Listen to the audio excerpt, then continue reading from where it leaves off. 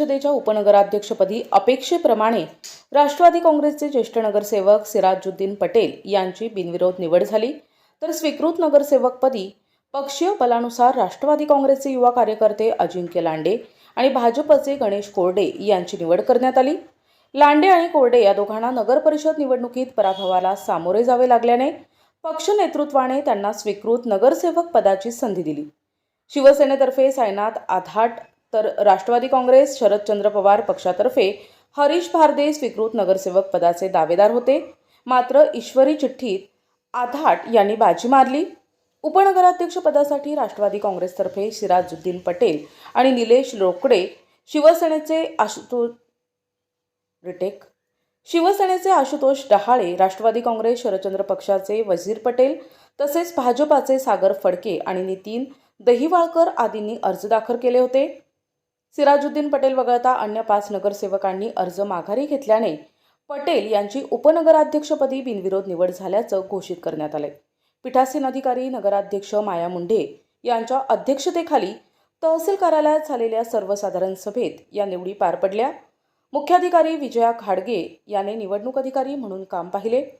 नगर परिषदेत शिवसेनेचे नगराध्यक्ष मुंढे यांच्यासह 3 नगरसेवक आहेत, तर राष्ट्रवादी काँग्रेसचे 10, भाजपचे 7 तसेच 4 नगरसेवक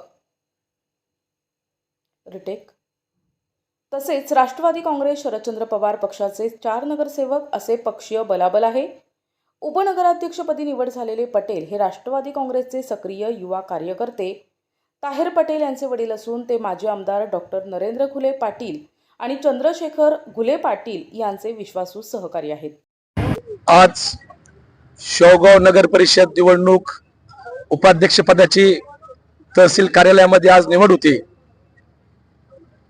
आमचे राष्ट्रवादी काँग्रेस पार्टीचे नेते माननीय आमदार चंद्रशेखर घुले पाटील साहेब, माननीय आमदार नरेंद्र घुले पाटील साहेब, आमचे युवकांचे नेते क्षितिज भैया घुले पाटील साहेब आणि आमचे शेवगाव शहराचे नेते अरुण पाटील लांडे यांच्या नेतृत्वाखाली आज राष्ट्रवादी काँग्रेस पार्टी, अजितदादा गट, शरद पवार गट आणि शिवसेना शिंदे गट असे एकत्र येऊन राष्ट्रवादी काँग्रेस पार्टीचे उमेदवार सिराजुद्दीन पटेल यांचं तहसील कार्यालयामध्ये फॉर्म भरला आणि या ठिकाणी तिन्ही पक्षांनी आणि सर्वच पक्षांनी म्हणता येईल सर्वांनी फॉर्म विड्रॉल केला आणि त्या ठिकाणी बिनविरोध निवड राष्ट्रवादी काँग्रेस पार्टीचे उमेदवार माझे वडील सिराजुद्दीन बापूजी पटेल यांची या ठिकाणी बिनविरोध निवड झाली। शेवगाव शहरामध्ये भविष्य काळामध्ये पाण्याचे प्रश्न असतील, ड्रेनेजचे प्रश्न असतील, घरकुलचे प्रश्न असतील, असे भरपूर प्रश्न या शेवगाव शहरामध्ये पेंडिंग आहेत।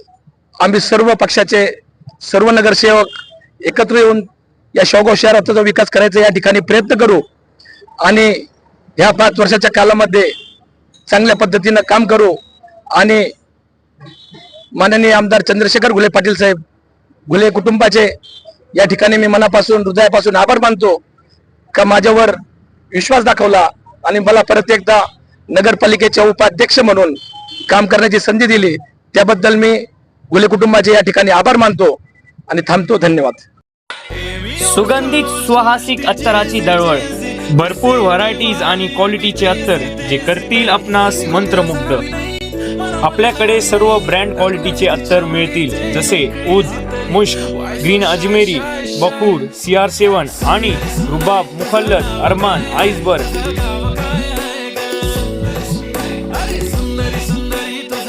एकदा अवश्य भेट द्या।